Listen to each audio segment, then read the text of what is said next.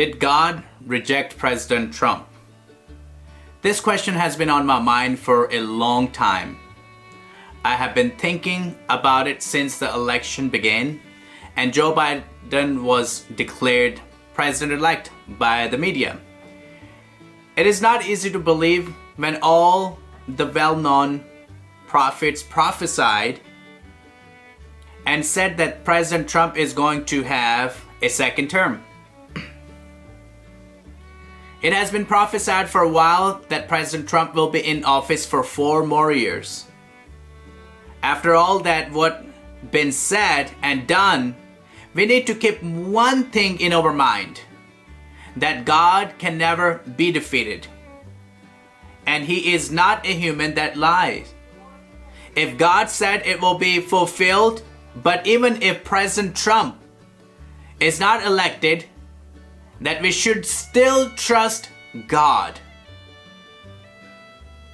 That God is real and truthful.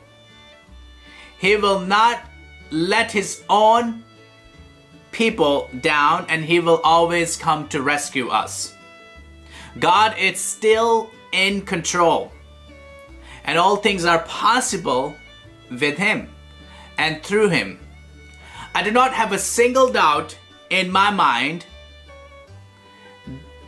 that God, what He said, is not going to fulfill. This is not, I just want to clarify, this is not a political speech or conspiracy theory. I'm saying the obvious, what prophets said that God was involved in this election. I'm not here to defend God or the President Trump. I am saying that if God said it, then it will happen.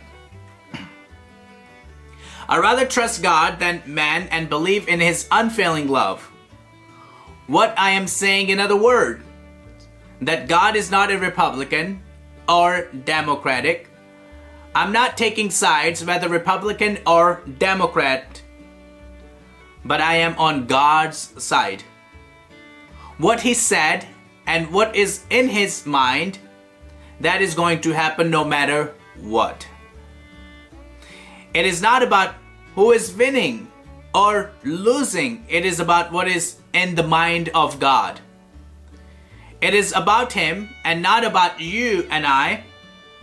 He is God all by Himself. He doesn't need human approval to make decision. He is capable of making His own decision. You and I need to repent if we made either party our idol. We should not make an idol or worship other gods beside God of Israel. So getting back to my point, did God reject President Trump? Did God reject President Trump? This is between Trump and God. In the Bible, many kingdoms came and gone, but only one true king remained forever. That is our God, God of Israel, Abraham, Isaac, and Jacob. He is eternal King. For there is no authority except from God, and those which are exist established by God. I would like to read you from Bible, 1 Peter 2:13-14 says, "Submit yourself for the Lord's sake to every human institution, whether to a king as the one in authority, or to governors as sent by Him for the punishment of evildoers and the praise of those who do right." So we see that God established our government leaders in the world, including President Trump and President Hassan Rouhani, the president of Iran. You have seen even Christians who do not agree with President Trump. They are opposing him and want him gone. You look that America is divided. You look that America is divided right now. We are turning against each other. Not only that, but we are willing to do anything in our power to destroy those who are standing for what they believe. We are no longer allowing people to speak up, but want them to silent. In the past, we used to live despite of our differences and find a common grounds to agree on one thing and fight for the bigger enemy. Now I have seen what we are doing is turning against each other and destroying other lives. It seems like it is not even about the person in Washington anymore.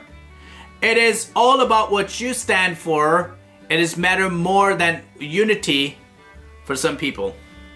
I'm going to say that again. So it seems like it is not even about the person in Washington anymore. It is all about what you stand for. It is more matter than unity to some people.